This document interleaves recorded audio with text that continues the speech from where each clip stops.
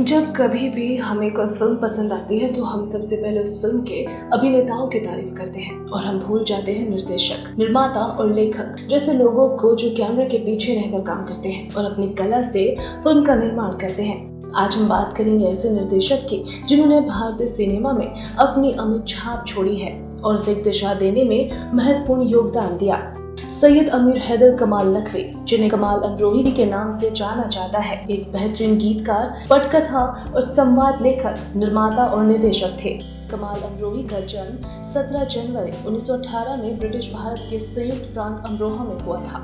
जमींदार परिवार में जन्मे कमाल अमरोही का मुंबई तक पहुंचना और फिर सफलता का इतिहास रचना किसी फिल्मी कहानी से कम नहीं है। कमाल बचपन से अपनी शरारतों से पूरे गांव को परेशान करते थे। एक बार उनकी अम्मी ने उन्हें डांटा तो उन्होंने वादा किया कि वो एक दिन मशहूर होंगे और अपनी अम्मी के पल्लू को चांदी के सिक्कों से भर देंगे। उनकी शरारतों से तंग होकर एक दिन उनके बड़े भाई ने उन्हें गुस्से में थप्पड़ मार दिया तो कमाल नाराजगी में घर से भागकर लाहौर चले गए। कमाल ने लाहौर में प्राच्य भाषाओं में मास्टर की डिग्री हासिल की। लाहौर में उनकी मुलाकात प्रसिद्ध गायक अभिनेता कुंदन लाल सहगल से हुई थी, जो उनकी प्रतिभा को पहचान कर उन्हें फिल्मों में काम करवाने के लिए मिनर्वा मूवी चेन के मालिक, निर्माता, निर्देशक सोहराब मोदी के पास ले गए। इसी समय कमाल की एक लघु कथा सपनों का महल से निर्माता, निर्देशक और कहानीकार ख्वाजा अहमद अब्बास प्रभावित हुए थे। कमाल की लिखी कहानी पर आधारित 1939 की फिल्म पुकार सुपरहिट रही। नसीम बानो और चंद्रमोहन अभिनीत इस फिल्म के लिए उन्होंने 4 गीत भी लिखे। इसके बाद फिल्मों के लिए कहानी, पटकथा और संवाद लिखने का ये सिलसिला चल पड़ा और उन्होंने जेलर, मेहारी, भरोसा, फूल, दायरा, मुगले आजम, पाकीज़ा और रजिया सुल्तान जैसे फिल्मों के लिए कहानी, पटकथा और संवाद लिखने का काम किया। कमाल बेहद ही चुनिंदा फिल्मों के लिए काम करते थे। जो भी वो काम करते थे पूरे जुनून के साथ करते थे। उनके काम पर उनके व्यक्तित्व की छाप रहती थी। यही वजह है कि फिल्म बनाने की उनकी रफ्तार काफी धीमी रहती थी और इसके लिए उन्हें काफी आलोचनाओं का भी सामना करना पड़ा।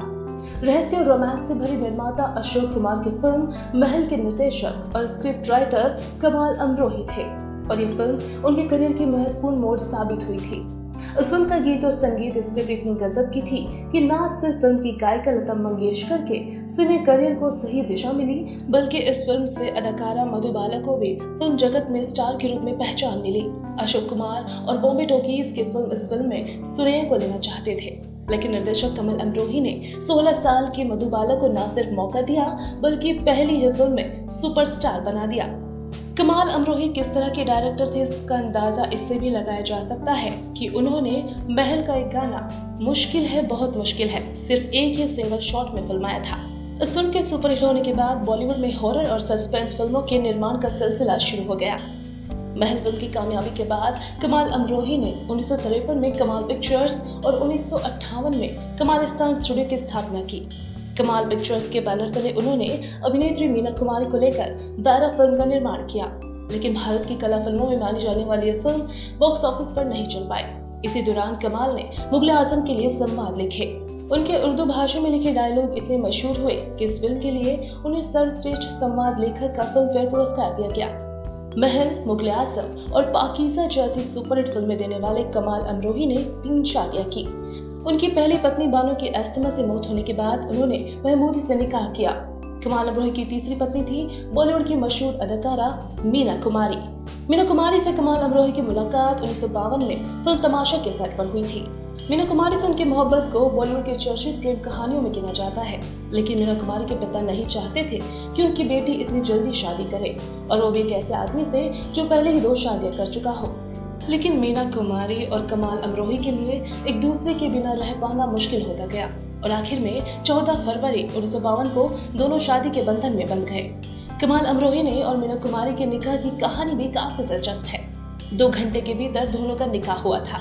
दरअसल जिस क्लिनिक में मीना की फिजियोथेरेपी चल रही थी, वहाँ पिता अली बख्श रोज मीना को रात 8 बजे उनकी बहन मधु के साथ छोड़ देते थे और 10 बजे लेने पहुंच जाते।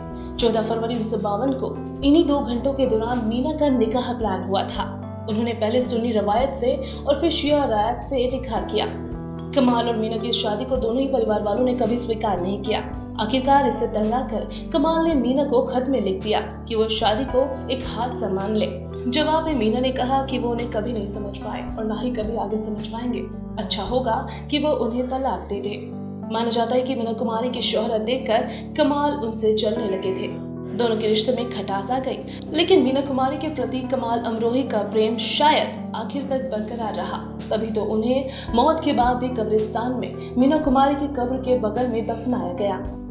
फिल्म पाकीज़ा को कमाल अमरोही का ड्रीम प्रोजेक्ट कहा जाता है। इस फिल्म पर उन्होंने 1958 में काम करना शुरू किया था।